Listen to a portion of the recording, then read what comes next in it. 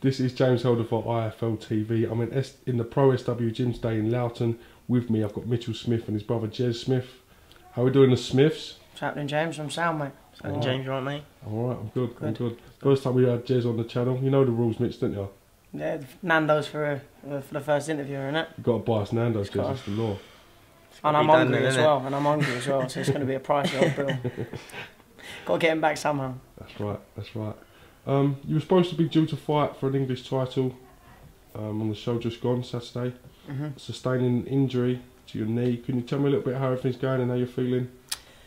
Yeah, it was obviously I had an inactive year last year due to injuries, and you know this is sort of just like a kick up the arse really, because obviously I was like 2 weeks away from boxing, and I had some great rounds in sparring, different sparring partners, and I'd never felt fitter and stronger, you know, at the weight. I was like walking around like 9'7", like 2 weeks before my fight, so everything had gone great. The camp had gone really well, and unfortunately I got out of a chair on a Friday evening, and just an injury to the knee, and not going to go into too much detail, but I'm going through sort of like a rehab to build the knee back up, and hopefully we'll have it scheduled, you know, to go again sort of in the next sort of 6-7 weeks, sort of end of May, start of June will be really good.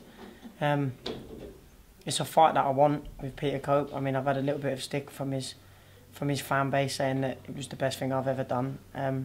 We offered him the fight to fight us because we couldn't find anyone else. So the fact that, you know, they've come along and said, oh, you know, he's sort of bottled out of a fight, a little bit disrespectful. So it's a fight that I want. I want to go and blast him out, and then move on to British title. You've vacated your Southern Area title now, so that English is really a key stepping stone for you, isn't it? Yeah, it's the traditional way of doing, you know, to get into the top, sort of Southern Area English, British, European, world. You know, it's nice to pick up the intercontinental titles and the international titles. You know, I'm sure I might pick up one on the way. They're nice belts. But yeah, like you said, I vacated the Southern Area. So, you know, so someone else can have that now, and it's time to get a move on. I'm fit. I'm strong. I'm you know, as they say, man strength. I've already got strength. I've got plenty of strength to get in with the older men, and I just believe I'm the best out of the bunch in the super featherweight division. So I'm ready to just come and step in and take the British title.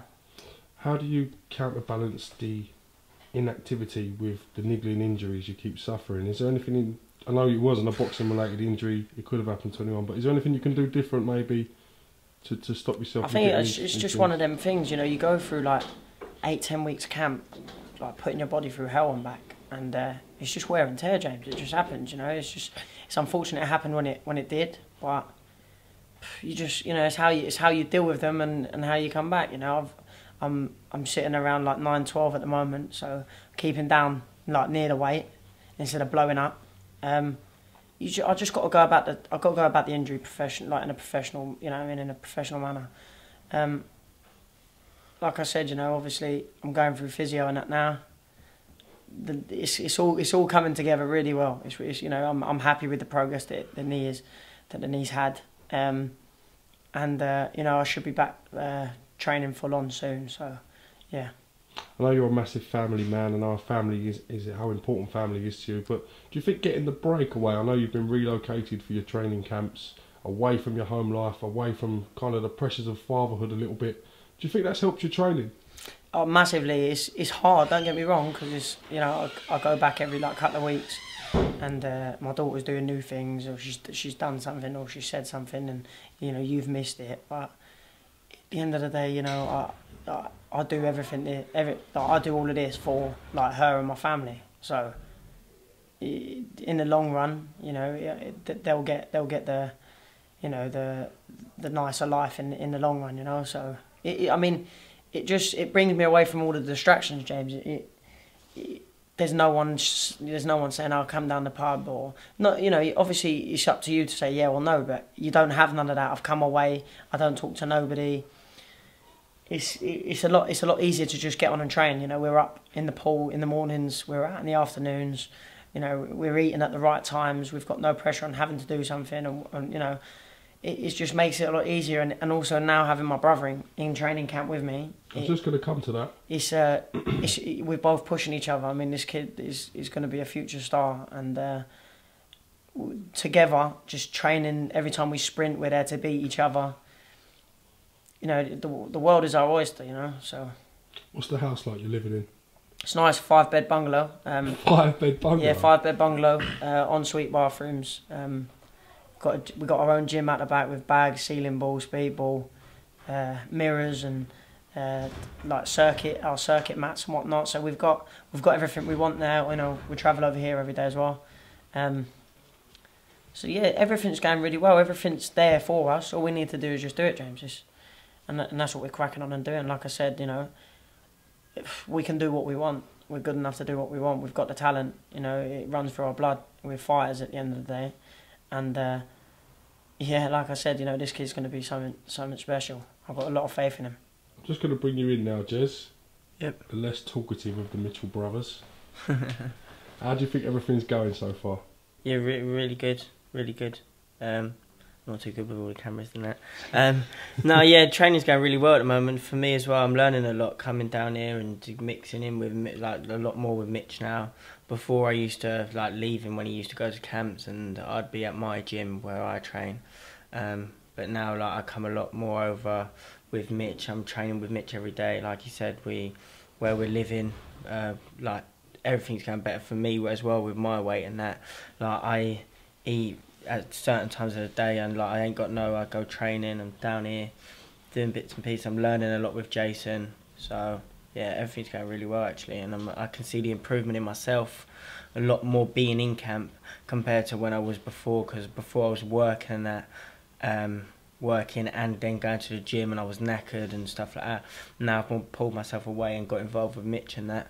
And it's just going. I can just see the improvement every day, every step of every day. So I'm just going to keep going with it, and then hopefully everything will go well. Am I right in thinking you're going to stay in the amateur ranks for a little while longer, keep learning your trade before you try to make the switch? Yeah, yeah, that's the plan at the moment. I was out for. I've just come back. I was out for a year. I've just come back from the last. I've been in camp for what, about 8-9 weeks. Not even that, 6-7 weeks. 6-7 weeks. So.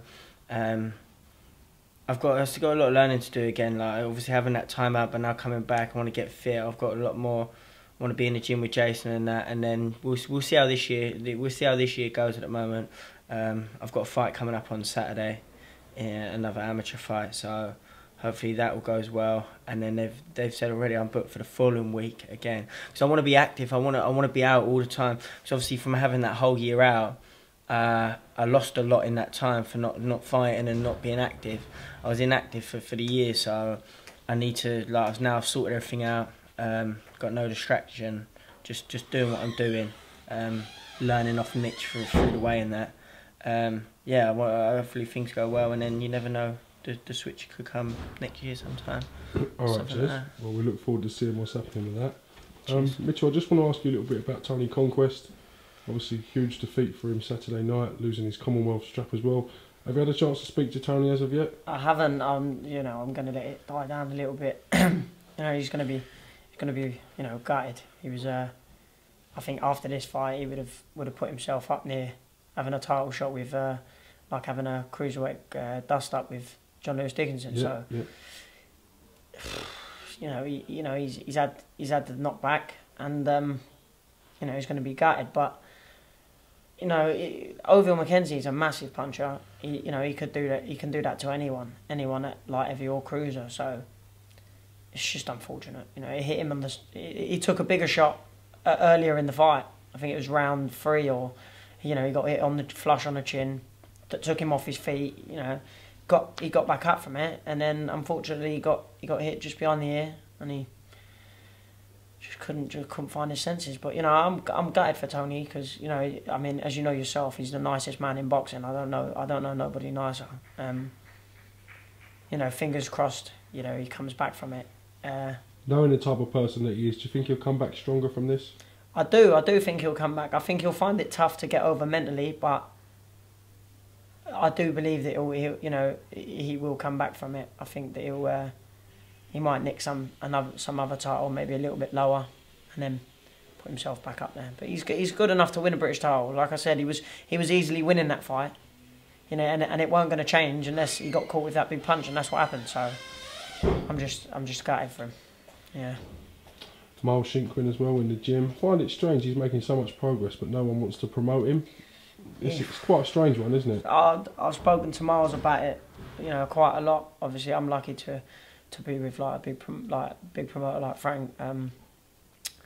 It's tough for these lads that are with these small hall shows, and you know these promoters that aren't as recognised. He's got, for a light heavyweight, yeah, he's got so much talent. He's got tremendous hand speed. He's great with his feet. He moves